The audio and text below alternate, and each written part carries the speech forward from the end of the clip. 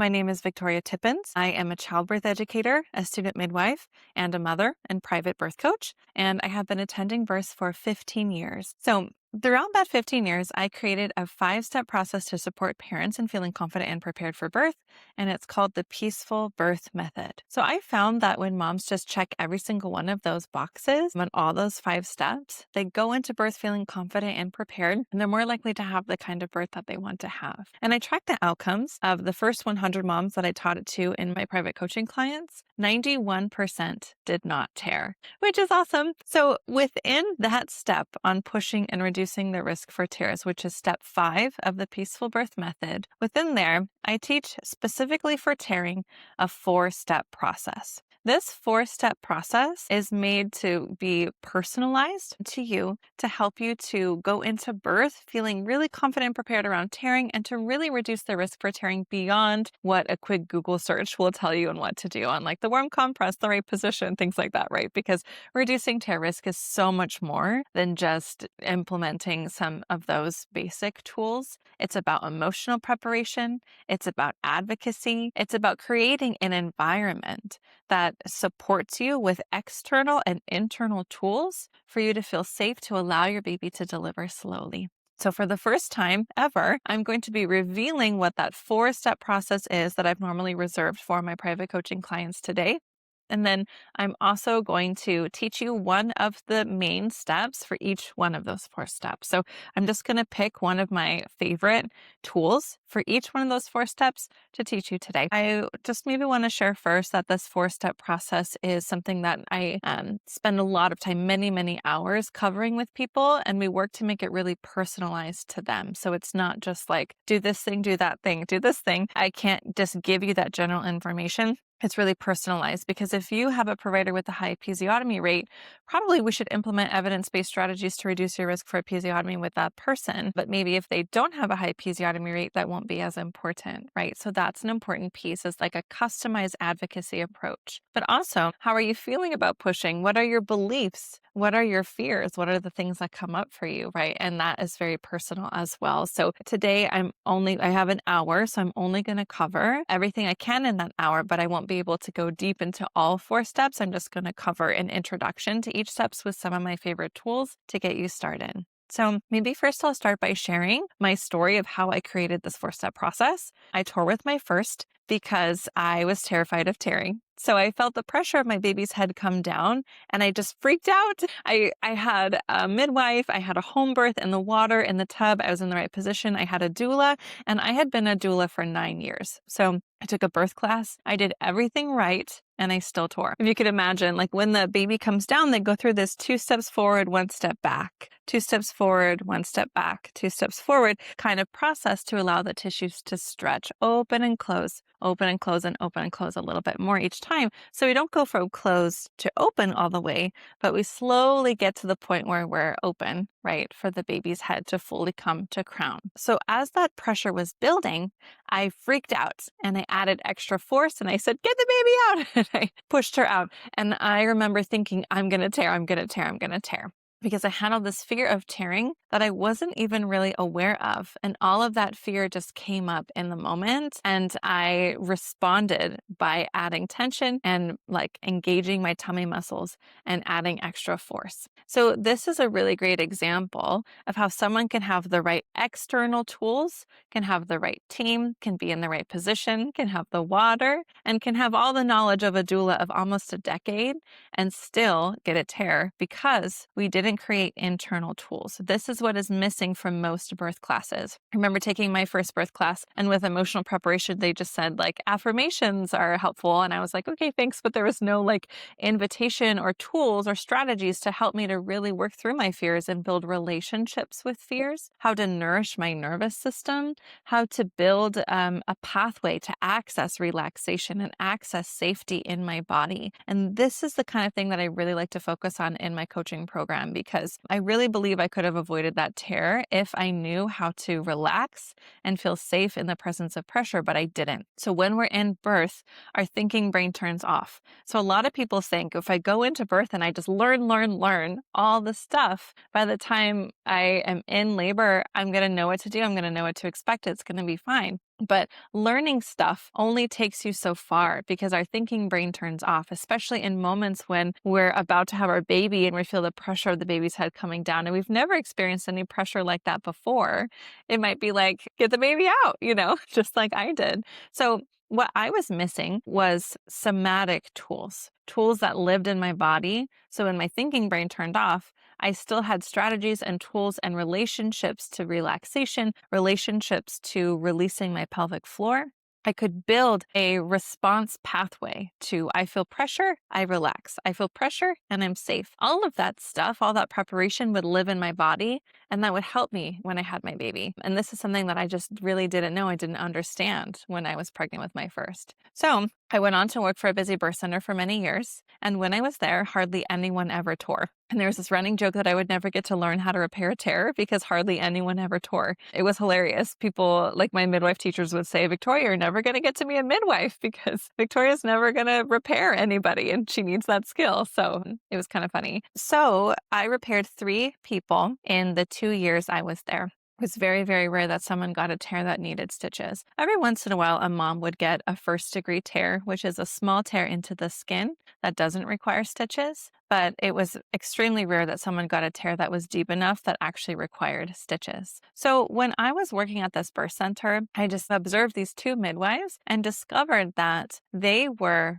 pushing in this completely different way that I hadn't really seen before. And so I learned this approach to pushing that really honors physiology and reduces tear risk. And that was what I really believe contributed to so many moms reducing the risk for tearing. A lot of people think that reducing the risk for tearing is about using the warm compress, being in the right position when the baby comes out. But actually the way you push, the way you even start pushing, we have research on the way you go into pushing actually impacts your risk for tearing. It's really interesting, like if you were to labor down or not, for example. So the way we push is a big piece. After that, I got pregnant with my second. And I was like, okay, I don't want to tear this time. And for some reason, I feel really confident around all these areas. Like I understand what the evidence has to say. I understand an approach to pushing that honors physiology, but still I'm freaking out, right? So for some reason, I feel nervous about tearing. Oh, probably because I have a fear and I still don't know how to work through that fear. That makes sense. So how can I work through that fear? Last time I freaked out and I forgot I was supposed to go slow. So how can I feel safe, work through my fear, and remember that I'm supposed to go slow? How can I remember that in the moment when my thinking brain turns off? So I spent my whole pregnancy just working to answer those questions. What are the things that I can do to help me feel safe, to build positive associations to the feeling of pressure, to train my pelvic floor to respond to pressure with relaxation, and to work through my fears and to have tools and relationships with fears. So I spent my pregnancy on that journey. And then when I went to have my second baby, the pressure of his head came down. I felt that pressure build. And not only did I not tear, but I didn't have pain. I didn't have burning. I didn't have the ring of fire. It was just pressure. And my birth video was pinned to my Instagram page. I was actually just talking when he was coming out. I was like, he's crowning. He's coming out. I felt very neutral, leaning towards pleasure. Like I've actually had some dreams just in recent years of giving birth and like savoring the part where the baby's head is coming out because it feels so good. Yeah, it was a really, really cool experience. And then with my third, same thing. I didn't have burning. I didn't have tearing. I didn't have pain. It was just pressure. Pressure in the absence of fear is just pressure. So it's really about learning how to remove the fear. We live in a culture where most people are terrified of tearing. The Great Birth Rebellion podcast, she mentioned something about this that I think was really interesting. She said something to the effect of, no one is questioning if a penis can get bigger for the purpose of reproduction. Right? No one's like, can the penis do what it's meant to do? No one says that. But everyone seems to question if the vagina can get bigger for the purpose of reproduction. That if it needs to get bigger to get a baby out, it's going to have to tear. It's going to hurt.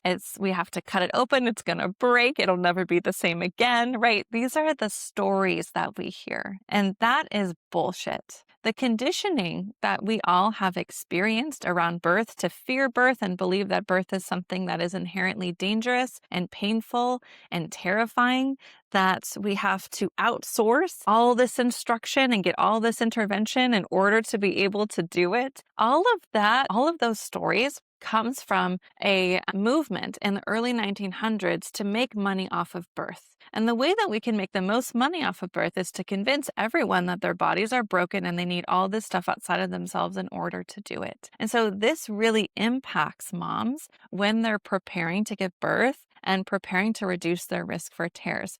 Moms are terrified of tearing because they hear all these scary stories, and we have these like foundational beliefs in our culture and many cultures all around the world still, that birth equals tearing. So I'm here to say, I'm here to tell you that birth does not equal tearing. It doesn't. Sometimes tearing can be normal. Sometimes that's what the body has to do to get a baby out, is tear a little bit. The vagina and the vulva and the tissues in that area have a lot of blood flow, and they heal really well, and they heal quickly most of the time. So tearing is not something to be terrified of. But there are so many evidence-supported ways and Victoria wisdom-supported ways that we can combine to reduce the risk for tearing. Because in the United States, 53 to 79% of moms will tear during birth. That's kind of crazy. That's a lot of people.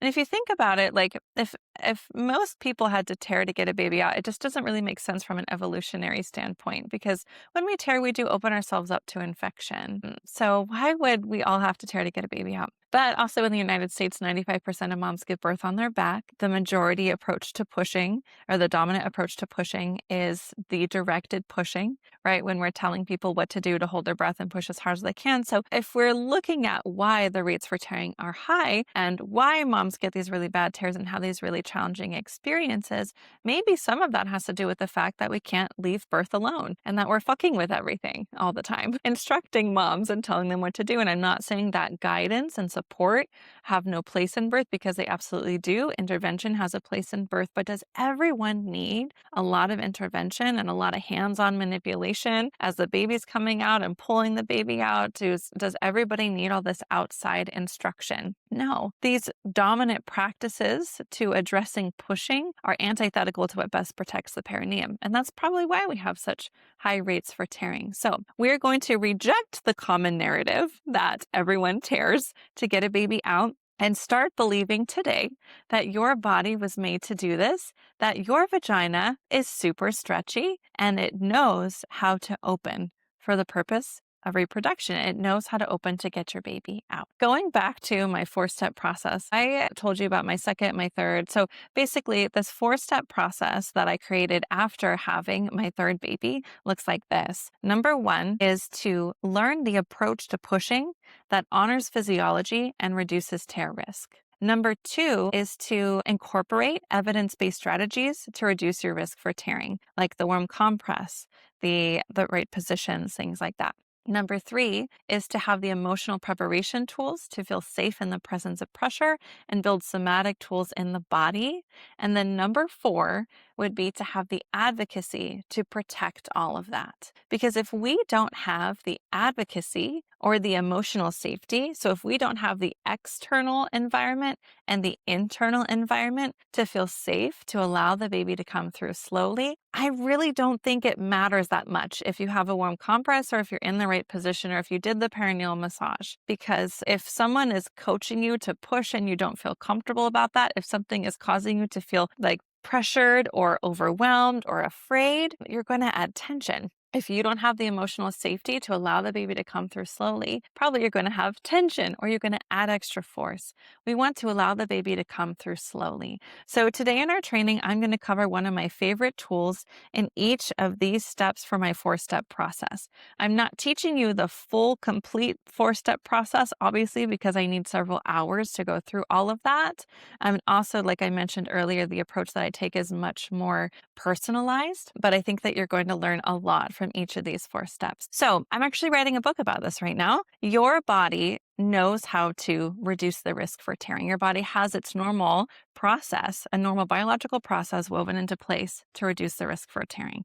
And it's when the baby comes through 2 steps forward, 1 step back. 2 steps forward, 1 step back, 2 steps forward. So if someone were to be maybe pushing, lying on their side, maybe someone's holding their leg up during a contraction, when the mom pushes, if you were to kind of look between the legs and see what's going on, you might see this. You might see a little bit of baby's head start to show and then go away. On the next contraction, maybe vagina opens a little bit more and a little bit more of baby's head becomes present, and then it goes away. And then we're kind of working our way there, right, all the way to open. So we're not going from closed to open suddenly, but we're working our way there to allow the tissues an opportunity to stretch.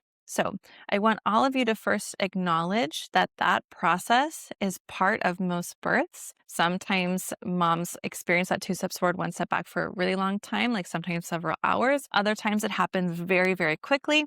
But either way, babies typically go through a little bit of that slow stretching process to protect your perineum. Your body is on your side. Your body is not some broken machine that hopefully can get a baby out okay. Your pregnancy is a sign of health. Your body growing your baby and your baby doing exactly what they need to do as they're growing and becoming, right, a being to come into the world is this beautiful miracle that has so much wisdom as, inherently part of the process. And we've just forgotten, right, how well birth works. So I want to just first start by reminding you all that birth works really well and you have a function in place to support protecting the perineum.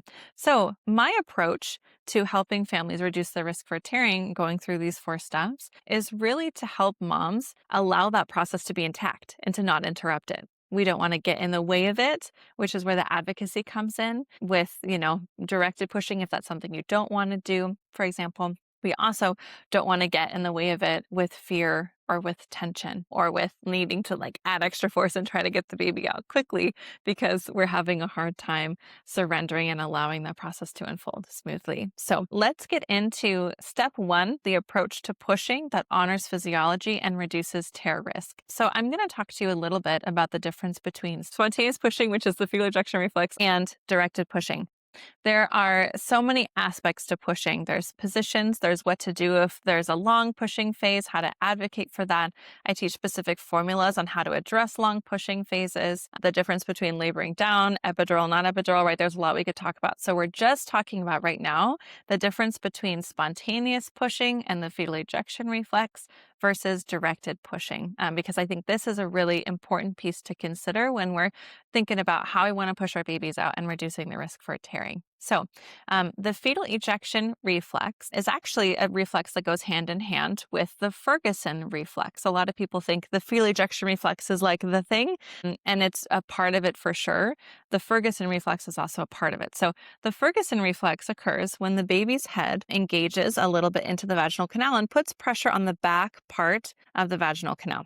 This stimulates a pressure point that tells the brain to release more oxytocin in spurts, so contractions get much closer together to push the baby out. At the same time, that stimulation of the baby's head coming down and that pressure stimulates a spontaneous urge to push. And so if you are experiencing these reflexes, probably what will happen when you're ready to push is that you will push. You will spontaneously push. It's a very, very cool experience. And it's important to acknowledge that not everyone gets the fetal ejection reflex in an unmedicated birth. Most of the time, moms will. Every once in a while, because of a little bit of a positioning challenge, if the baby's in kind of a funky position, might not be putting the same kind of pressure on those pressure points. Sometimes that can cause you to be 10 centimeters and not really feel the urge to push, not really get the reflex, and maybe some gentle guidance or support to help you kind of push would be helpful. So it's not like everyone for sure is going to get this, but most of the time we do.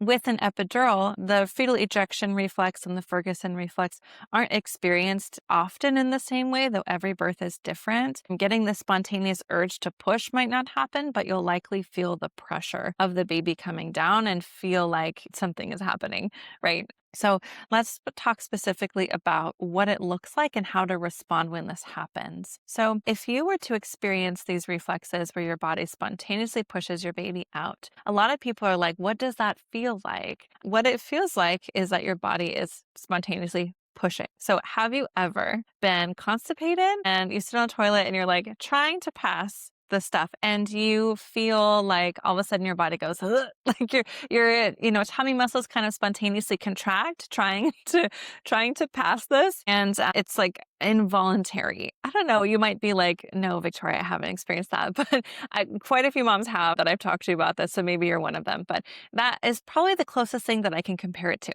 Your body says, I want to pass a thing, and it will just spontaneously push for you. So there's just this little bit of involuntary tummy muscle contraction to help pass that, right? So that's really what the fetal ejection reflex and the spontaneous pushing, what that looks like. When moms feel pressure, that doesn't mean you're ready to push. It just means you feel pressure. Sometimes it can mean you're ready to push, but not always. So with my first, I felt pressure on my baby's head coming down, and I knew stuff, but I didn't like know what it felt like because I haven't experienced it before. So I remember being like, okay, I think I'm ready to push. Like I feel this pressure, like kind of in my butt. Oh, this pressure coming down. And so I told my midwife to check me, and she checked me and said I was 5. And I was like, oh, okay, guess I'm not ready to push then. We're not ready to push at 5. So there's a difference between feeling pressure and thinking like, maybe I want to push with this pressure.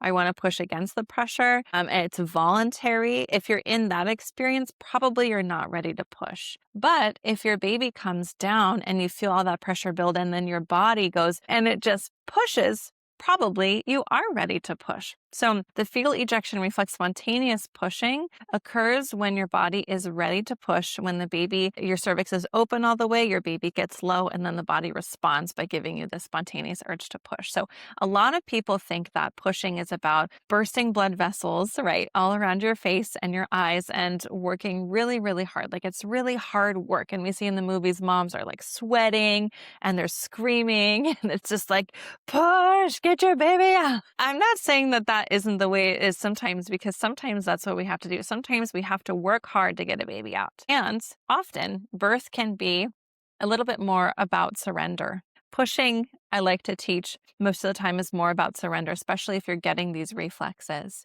Because if you're getting these reflexes, there isn't anything that you have to do. You don't have to do anything. You're along for the ride. Like from beginning to end, through your whole birth, you're being taken on a journey, and you, the one who is aware and in control of the things, is actually stepping down and getting out of the way and letting the body do the things. And so your job is really to relax and listen to your body. That's it. Relax, listen to your body. And birth tends to work really well when we know how to get out of the way. But learning how to get out of the way, like how do I actually do that? How do I regulate my nervous system if I feel triggered about something or afraid? When I'm confronted with the need to release control, how am I going to do that? These are really important questions to ask yourself. And these are the tools that I like to support my moms with in the coaching program that really make all the difference. Because like I said before, knowledge takes you so far. We need knowledge, and we also need to have somatic preparation and nervous system preparation so that we actually can feel safe and surrender. Because I can tell you all now, remember to go slow, remember to feel safe, remember to surrender, release control, get out of the way. But how do you actually do that? Those are the questions I can answer in the coaching program. So going back to this idea of like pushing as this like spontaneous experience where we're releasing control, what I invite you to do is drop your jaw, relax your shoulders, take slow, deep breaths. When the sensation comes, moms often get a little bit grunty and their tummy muscles spontaneously contract. Let it happen. When it's done, let it go. So your orientation is relaxation. Always. When something happens, when a reflex happens, you let it happen. You let your body push. When it goes away, you go back into relaxation. We can choose to deliberately like add extra force on top of the already on top of the reflex that's happening, on top of the pushing effort if we want to. That may be able to expedite delivery. This may be necessary in a life-saving situation. Maybe I'll say a life-threatening situation if the baby is really not doing well. But most of the time, that isn't necessary. Getting the baby out faster and expediting delivery actually can increase the risk for tearing because we're skipping past that normal 2 steps forward, 1 step back motion, right? So to conclude step 1, it's about learning how to surrender and relax during pushing rather than approaching pushing as something that we have to like fight and force and listen to all this instruction and just do what we're told blindly. And once again, it's okay if we need to work hard. It's okay if we need support, but we can do all of that while still allowing our body to relax, while still softening our pelvic floor muscles, while still feeling safe. Right. Instead of just saying, okay, I'll just do what I told. I'm going to like push as hard as I can. And I'm feeling kind of like scared and overwhelmed, which is an experience that's really common for a lot of moms and is absolutely not necessary, So, okay, let's go into step 2, which would be incorporating evidence-based strategies to reduce the risk for tearing. So right now, we're specifically going to talk about reducing your risk for episiotomy, because episiotomy is a procedure that increases your likelihood for tearing by 22 times. So that means that we would perform an episiotomy where sterile scissors are used to make a cut through the perineum. And I have a beautiful vulva, and I will show you what that looks like. So basically, the perineum is right here at the bottom. So the scissors would go here, and typically they go towards the side, and they do a little cut a little bit to the side of the perineum. So this is a practice that became really popular in the 1900s, has become much less popular. There are many hospitals around the US that providers will say, like, we really just don't do that anymore. That's excellent. There are other hospitals in the US that still have providers that do those every once in a while. So it's important to ask your provider what their episiotomy rate is. And if they don't know, you could also, or you don't want to ask for the number, you can just say, can you just like share with me some ways I can reduce my risk for episiotomy? I really don't want to get one. What do you think are some ways that I can avoid that? And see what they have to say. And if they say, don't worry about it, it's so unlikely. Like, I've only performed a handful in my whole career. That's an evidence-based answer, because the evidence-based episiotomy rate is 1%. So episiotomies should only be used in a life-threatening situation where the baby's heart rate drops and we need to get the baby out immediately. And that is very, very rare. So another answer that you might get is, sometimes you just have to do them. Hopefully it doesn't happen to you. That doesn't sound very reassuring, right? So it's really important that we find a provider that has a low episiotomy rate and practices in an evidence-based way. Sometimes we have to travel. I know a mom who traveled 2 hours to a different hospital to get better care. And she said it was worth it. Her name is Savannah. She was on my podcast, the Peaceful Birth podcast, and she shared her story about accessing a midwife in a hospital and just having a way better experience than the providers at the hospital near her, So sometimes we do need to explore what our options are. And there are some moms that live in maternity healthcare deserts, and there really are not a lot of options. Other moms that have lots of options. So if you have options, utilize those options. If you don't have options or as many options, then it's important to implement evidence-based strategies to reduce episiotomy risk. The counsel and support that I would give someone for reducing the risk for episiotomy really depends on what the episiotomy rate is for that provider. So it's really, really personalized. But what I will say for one of these tools to reduce episiotomy risk is important to consider is the provider hands-off choice. So there's a difference between provider hands-on and provider hands-off. And I want to clarify that I'm not telling anyone what to do, and I'm not telling you what's right for you, because I don't know what's right for you. And some people really feel like provider hands-on feels so supportive, and that just feels like a much better approach for them. And other people feel like, I really don't want anyone touching me. I don't really want anyone guiding my baby out or pulling on my baby. I want to be left alone. I want to have more like privacy, during my birth, and more self-agency. Maybe I want to catch my own baby. And you can reach down and catch your own baby with support too. There's like a nuance to this. But if your provider has a high episiotomy rate or just doesn't support or maybe doesn't address episiotomy in a really evidence-based way, like based on your conversation, if it sounds like it's kind of, we'll see if it has to happen, sometimes it has to happen kind of a thing, it may be wise to consider choosing provider hands-off for your birth rather than provider hands-on. So there's this idea that's very common where if the provider is touching your body when the baby is coming out, when the baby's crowning, I learned as a student midwife, I'm still a student, I learned pinkies to perineum. So I learned to, when the baby's head is coming out here, for me to take my hands and put them here. And I always kind of felt like, why am I doing this? I didn't really feel like it was doing that much to help parents avoid tearing. There are different maneuvers where providers sometimes can push on the perineum and where head comes out, and sometimes we flex the head. A few different things that providers can do. And sometimes that can be helpful and sometimes it's not helpful. What the research has to say from evidence-based birth is that the research leans towards provider hands off, which is also known as provider hands poised, to reduce your risk for tearing, specifically around episiotomy. Because if your provider has an episiotomy rate that isn't evidence-based, if they're touching your body, they have access, you're much more likely to get an episiotomy. So having a provider that has a low episiotomy rate and choosing provider hands poised are two things that you can do. Maybe I'll share one more, which is to birth in an upright position. So like hands and knees or standing, even lying on your side is better than being on your back with provider that has a high episiotomy rate. If your provider doesn't have a high episiotomy rate, this is not as important. I think it's a really important choice to just really consider and understand as an option if your provider has a high rate. If they don't, it's really just more about what's going to help you feel more comfortable and safe as your baby emerges. Whatever's going to help you feel like the baby can come through slowly. So what is something you can say if the hospital team is asking you to start pushing when your body is not naturally giving you the reflex? So there's an option called laboring down, and laboring down means that you're 10 centimeters dilated, epidural or not epidural. Most of the research we have is with people with an epidural, but we do have a little bit of research with people who don't have an epidural. And it's when you choose to just wait an hour. A recent study that came out in 2025, I believe, and there's a YouTube video on this that I made. You can go check out. It might also be in the live training section in the community. You can look at my previous live trainings videos because I just did one on this. And so I kind of unpacked the research a little bit. But in that study, they waited 3 hours. So it's when you feel like maybe there's pressure, maybe they check you and say, okay, baby's 10 centimeters, but you're like not getting the urge to push yet. You could choose to start doing directed pushing, or you can choose to wait.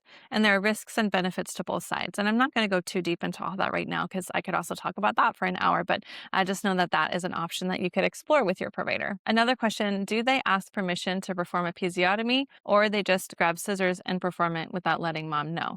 Unfortunately, both happen. So there are lots of providers that will always ask first, and that's the way that they practice, and that's the correct way to practice. There are other providers that don't ask and will perform an episiotomy without asking. That is a form of obstetric abuse. It's completely not okay. And there are evidence-based ways that you can advocate and also reduce that risk. Just like I said before, having the right provider, being in an upright position, and choosing hands off. Those are 3 ways that you can really reduce the risk for episiotomy. I also like to approach advocacy by being vulnerable and honest. Instead of like fighting with providers, I would just be completely honest and say, I'm really afraid. I heard that someone could just perform an episiotomy without my consent, and that's terrifying to me. Like I heard that happen to someone.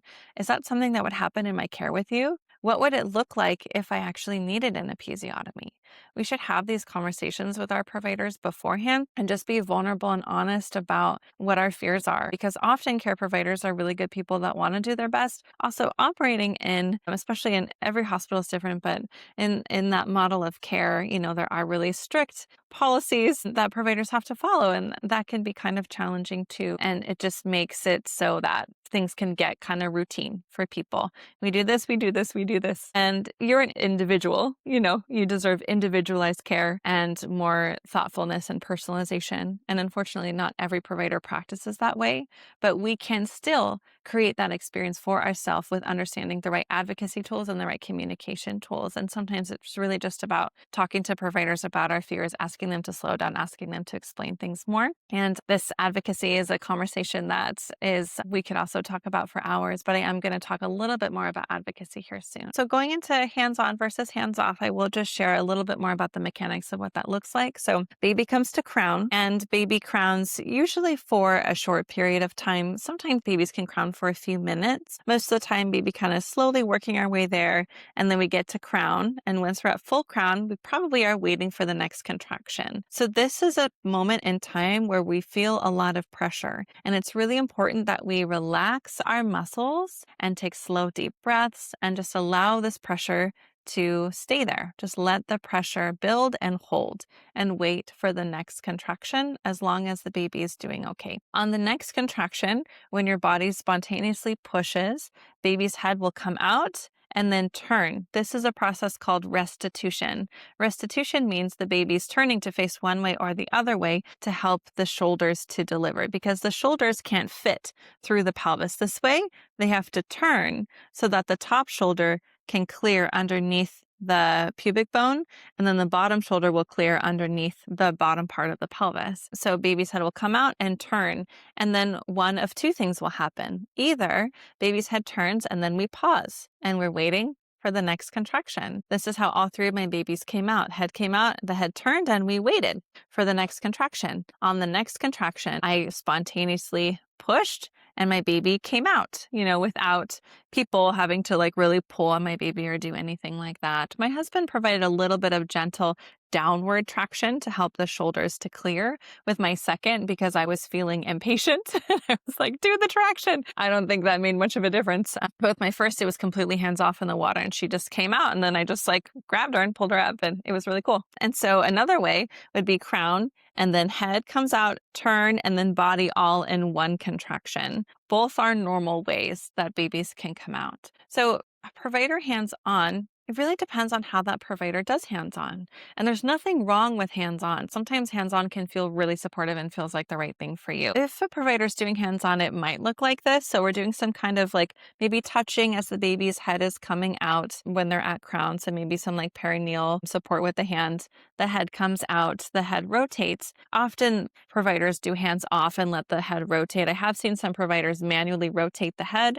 I'm not a medical provider, but I don't see how that is beneficial when done routinely. Maybe in an emergency situation, that could be an important thing to do, but that is not necessary to do routinely for every baby because babies know how to turn. So, usually it's hands off when baby turns. And then after baby turns, hands would go on baby's head and then some kind of maneuver to guide baby out. So sometimes it's a gentle downward traction, a little bit of upward traction. It could be this kind of down, up motion. If mom is in hands and knees, the motion's reversed, right? Because we're, the top shoulder is now on the bottom. That's typically how it looks. So every provider will do it a little bit differently. So I just want to be clear that this is not necessary for everyone.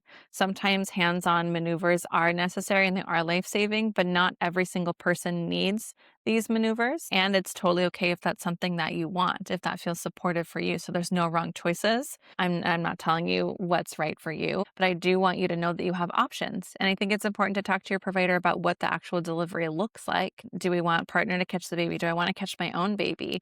Do I just really want hands off? Is that something that's so important? I just want no one to touch me. Or maybe hands on would feel kind of good. And what does that look like? What can I expect? So we should have that conversation. If your provider has that high episiotomy rate, maybe considering hands off or at least doing upright positions if we can't find a better provider. If we can, that's the first course of action for sure. So, okay, that is some of my favorite tools for step 2. Next, let's move into step 3, which is emotional preparation. This is my favorite piece. This is the piece that is special because I created all these tools in my pregnancy with my second as my own journey in discovering how can I solve this problem? How can I feel the pressure of my baby's head come out and not panic? How can I not panic? So I just have to teach my body how to do it. I guide my private coaching clients through specific tools, many, many different tools on how to work through fear, build relationships with fear. We create a customized plan around reducing the risk for tearing, for helping you feel safe in the presence of pressure, and building a lot of nervous system nourishment and somatic tools. So today I'm going to teach you one of the many tools that I have, and this one is to use perineal massage to help you feel safe in the presence of pressure and to train your pelvic floor to respond to pressure with relaxation. I have a full training on this. It should be in the live trainings tab in the classroom or in the community. There's sections you might not know, but there's community, parent stories, and live trainings. You can click on live trainings. It's also on YouTube. Yeah, so if you want to go kind of deeper and listen to me talk about it for an hour, you're welcome to. To summarize it with the time that we have, perineal massage is an excellent tool and an evidence-based tool, especially for a first-time mom, to reduce the risk for tearing. It starts at 35 5 weeks and is done about twice a week until you have your baby. And the purpose is to insert a finger or a tool and apply a little bit of pressure and massage and stretching on both sides of the clock, 3 to 6 o'clock down. So just like around the perineum.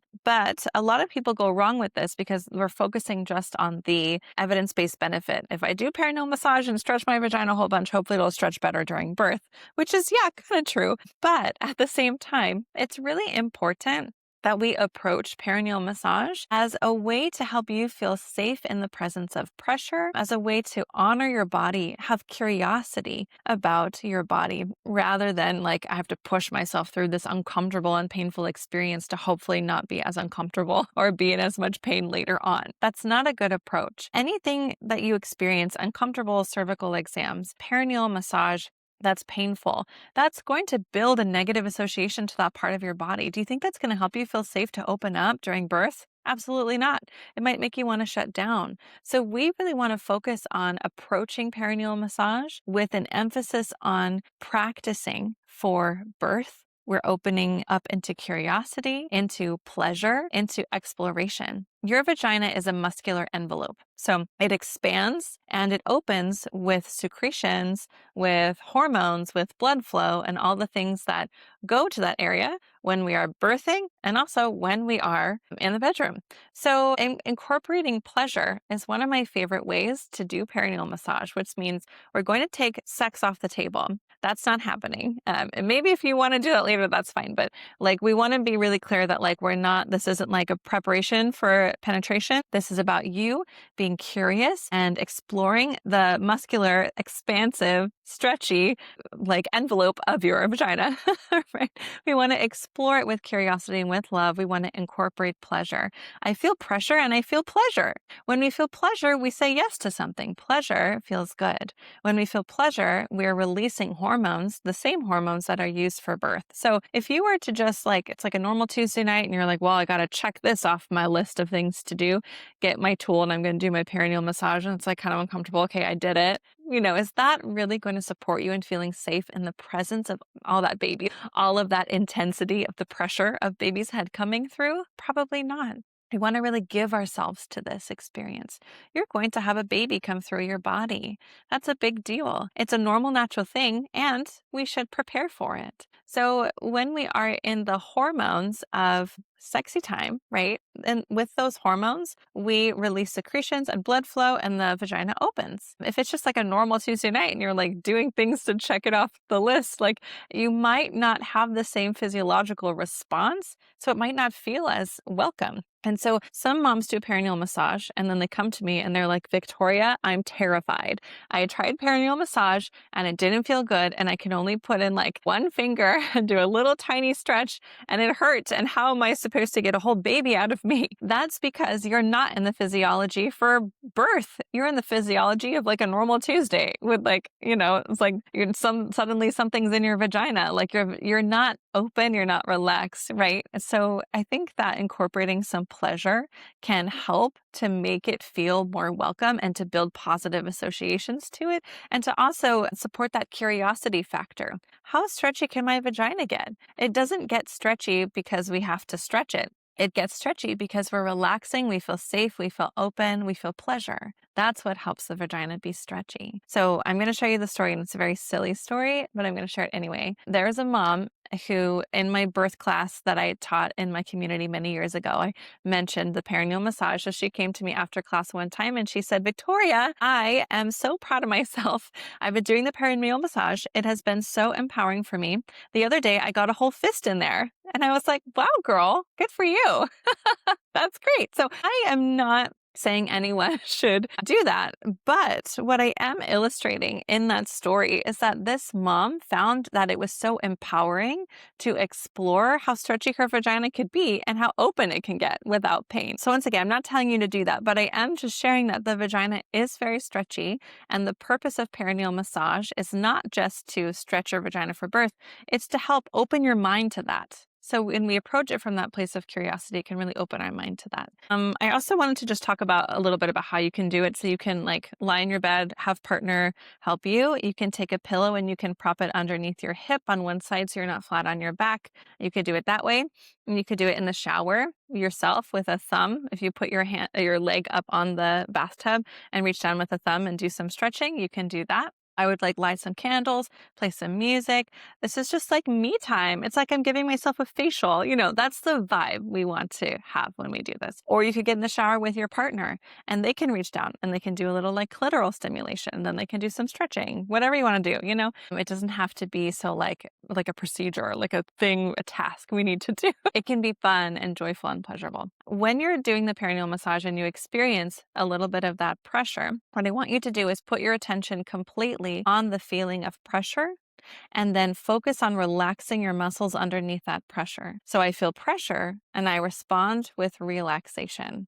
I feel pressure and I respond with relaxation. And this takes practice. It's kind of like if you've ever experienced penetration that kind of felt like, oh, you might poke my cervix. You know what I mean? Like, you might go too deep. I don't know. And we're kind of like holding some tension in our muscles versus penetration that feels so good.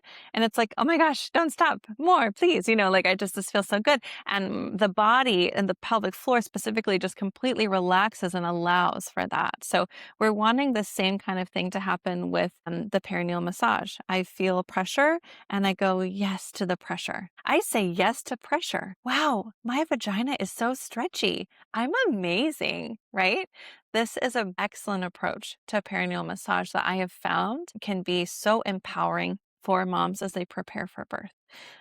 There are more ways that we can use perineal massage to build positive associations that I teach. I don't have time to cover all of that now because we have to get into the next thing, but I hope that gives you a good place to get started. So the last step is step 4, advocacy, which we talked about a little bit here just a moment ago, but let's kind of go deeper into some specific advocacy tools that you can use around pushing and reducing the risk for tears. So I could probably easily, I could spend an hour talking about advocacy for pushing specifically. So I'm just going to cover some specific ways that you can navigate the position that you're in, because this is something that is really common for moms to feel like they have to get into a certain position. So a foundation for advocacy is to be vulnerable, to be honest, and to be open-hearted first. Share with your provider what your fears are. Share with your provider how important it is that you reduce the risk for tearing and what you're learning and what you want to do. You don't have to justify your choices ever if someone doesn't understand. You don't have to explain yourself. You don't have to try to convince someone to see your side. You're going to waste your energy probably. So advocacy beforehand, before we go into pushing or before we go into birth, is not about trying to get providers to totally align with your philosophy on your choices or the way you want to approach things. It's just to let them know this is what we're doing, right? Like, I'm going to birth in whatever position I choose. That's what I'm doing. It's just this really like clear, simple statement. And if provider has a problem with that, we can say, well, I'm still going to birth in whatever position I choose, right? We just kind of like say that again. Or if a provider is like, well, what if you tear and I can't you're going to not tear if I can touch you, but if I can't touch you, then you might tear. Like some providers might say that, like it's me being hands-on that's really going to reduce your risk for tears. What if I don't have a good view if you're standing or in hands and knees? That's not okay. If any of that stuff comes up, but that you're making an evidence-based choice that's aligned with your human rights to birth in whatever position you want, I would not justify yourself. I wouldn't tell them why. I wouldn't share the research. I wouldn't do anything like that. I would just say, I understand, and my answer is still no. I understand, and I'm still going to birth in whatever position I choose. It would really mean a lot to me if you could respect that choice. I recently had a mom in my coaching program who she had the coolest birth ever. It's like, I can't even tell. The whole story is so amazing, but I'll get her on my podcast soon. So keep an eye out for that. She's amazing. She had her baby's head was 15 and a half inches around, which is one of the largest heads, or is I think 15 and 3/4 inches around, which is one of the largest heads I've ever heard of in my whole career. And she didn't tear at all. And she had an amazing birth, super wild. Maybe I'll just share really quick. The baby was breech, found it in labor. She had high fluid and she was going to go get a C-section. And then they checked again when she was on the table about to do a C-section. The baby flipped head down, and they said, "Do you still want to have a vaginal birth?" She said yes. So she ended up going back to a vaginal birth. Totally wild. But yeah, she had a 15 and 3/4 inch around head for her baby and did not tear at all. But she shared that her provider was like, "I don't know how to deliver a baby in a hands and knees position." And she was like, "Well, you're going to have to figure it out. You're just going to have to be comfortable with that. I'm not changing my mind on this." And then he said, "Okay, well, could you send me a video on how to do it?" So I helped her put together some videos to send her provider to teach an obstetrician, a skilled medical provider, how to catch a baby in a hands and knees position. It was very, very silly, but he ended up actually being really cool about it and supporting her. But, she could have easily just been like, "Okay, I have to do whatever you say. Like you say I have to do this way, and then I guess I have to do it." But because she had the tools to advocate and the confidence and support, it made it so it actually wasn't really a big deal. Sometimes when a provider, there's like some kind of confrontation or maybe perceived confrontation because you are saying you want to do something different than what the provider wants you to do. If you're really grounded in your choice and simple and compassionate and kind and vulnerable and approach it from that way, like, I understand, and the answer is still no. This is what I'm going to do. This is really important to me. And it would just, like, you're on my team. You've been like so great. And it would just really mean a lot to me if you could support me with that. Often it's like, okay, I'll meet you halfway. Every once in a while that we can come across a provider that really is being abusive. And that is a separate conversation that we don't have time to talk about today. But most cases, providers are really good people that just might have truly limitation in what they have learned in their training. And that's something that they should correct for themselves. But that's a personal choice that they're going to make or they're not going to make. But it doesn't matter if something makes someone else uncomfortable. That's their problem. That's not your problem. That's their problem. So let's talk about if you're in the labor room and you're pushing and provider comes in and says, "Oh, you're pushing, time to have a baby, time to get on your back," right? What you can say first, or maybe I'll share 3 tools that you can use. So the first tool would be to decline again. So you can say, "Nope, I'm staying right here." And they might say, "You have to get on your back," in which case you can say, "I said no." Easy, done, simple, right? We don't have to have a big conversation about it. And they might say again, "But you have to be on your back because blah, blah, blah, blah." I said no. Thanks for taking care of me. I understand. And the answer is no. I said no, right? We're just declining again. And maybe partner can chime in or doula can chime in and say, "She said no. She said no." That's what we say. The next one would be, "This is the kind of care I require." So sometimes providers might say, "Whatever you're doing is really inconvenient for us." Having to come in and do the intermittent monitoring. If you have continuous monitoring, but you're moving around and the belts keep moving and I have to keep coming in and fix it, can you just hold still? Can you just be on your back? I have people in my coaching program who have experienced births in the past before working with me and who have shared these stories. And so if a care provider is expressing that your chosen position in labor or delivery makes them uncomfortable, or not that it's like not safe, but that it just makes them uncomfortable, it makes their job harder, it's not what they're used to, whatever, you could just say, "I understand, and this is the kind of care I require. I understand it makes your job harder. Thanks so much for taking care of me. This is the kind of care I require." So we're just like, "Yeah, I get it. I'm a lot more work for you. I'm sorry." Like that, that's the way that it's going to be. This is the kind of care I require. Thank you. I'm a lot more work, and thank you for doing the work for me. Right. So we're just like being open-hearted and being kind and also being firm in what it is that we're choosing. The last one is to be vulnerable. So sometimes if a provider says, "Get on your back," we can kind of be like, "Oh, here it goes, the medical model telling everyone to get on their back." And we can get a little bit like, yeah, just like the fists up and the wall is up. And I don't feel like that's often the best approach. Instead, I recommend just being vulnerable. Like, "I understand you prefer me to be on my back, but I just really want to do everything I can to avoid tearing. And that's really important to me. I know some moms might not care that much if they tear a little bit. It's really important to me. And my body just is telling me I need to be in this position. So I'm going to stay here. And if you could support me in that, it would just really mean a lot."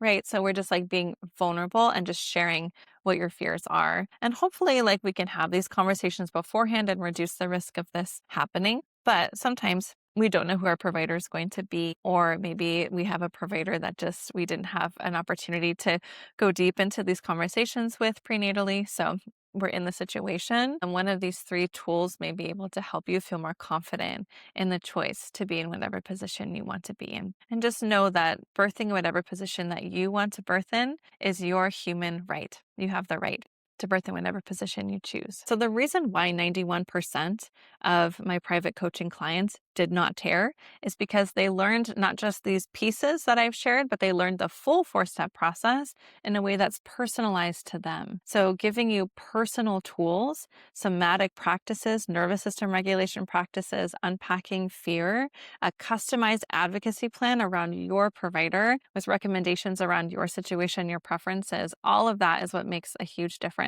I've been teaching in-person classes for about 6 years, and in my community, the outcomes for those moms are not as good as the coaching program, and they learn all the same information. But there's a difference between information and integration, right? Like with my first, I had all the information of a doula of almost 10 years, but I didn't integrate what I needed, and I didn't even know I needed to integrate stuff, right? Because like no one was there to teach me that. And so if we practice the right things, if we have someone to support us in working through fears and integrating, that helps us have tools that live in our body rather than just focusing on putting a bunch of stuff in our mind, which might eventually fail us because the mind tends to turn off during birth. So what we have left is whatever is in the body.